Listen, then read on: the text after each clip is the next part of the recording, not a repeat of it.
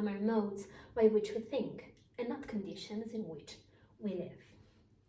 That was a sentence by Albert Einstein when he was thinking the second law of thermodynamics.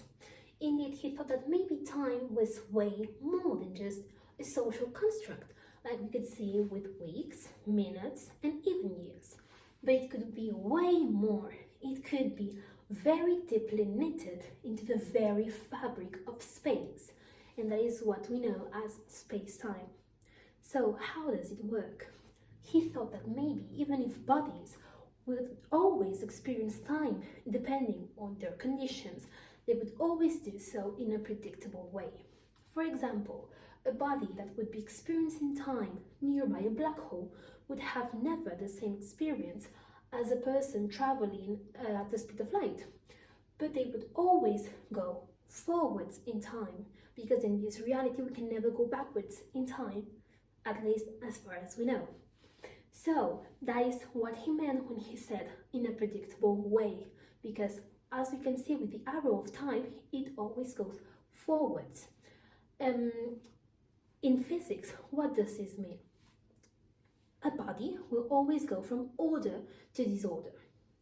So this is a very complex question, but it opens a whole new world of possibilities about what thinking space and time is. Indeed, if I talk to you and if I say, for example, that there are people that can see time, you would probably think that I am talking about a sci-fi movie, but I am not. It is very real, and it is real right now.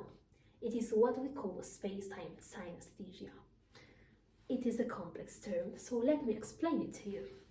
So synesthesia, it is a condition that makes a person mix two or more senses together in the brain. So for example, a person will be able to taste colors or maybe see different sounds as colors. It is very complex because every synesthete will have a different experience, but we are not only including the 5 senses that we were taught here in school, since there are more than 80 different types of synesthesia, and it includes around 4% of the population. So we're talking here also about the sense of self-awareness, or here more specifically about the sense of space and time.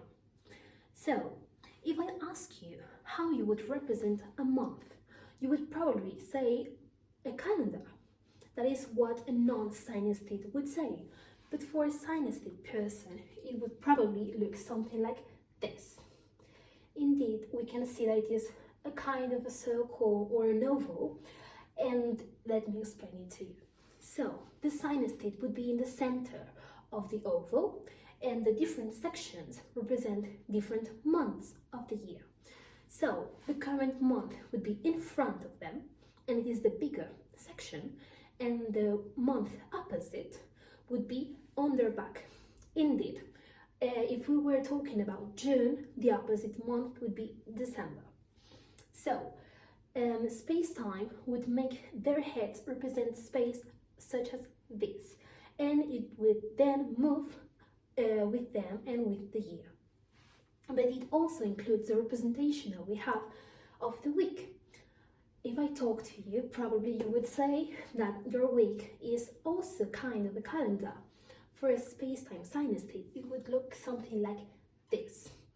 For example, the days of the week that we can see straight would be a representation normal of the space and time. If we see the words that go upwards, it would be that the day passes quicker for them, and if it goes downwards, it would be a day that goes slower. So as we can see, it opens a whole new world of possibilities, because if we think time not only as something linear that goes forwards, but as a mass, and we could maybe travel through, we could maybe even be able to break the predictability of time and maybe even be able to go backwards. Thank you.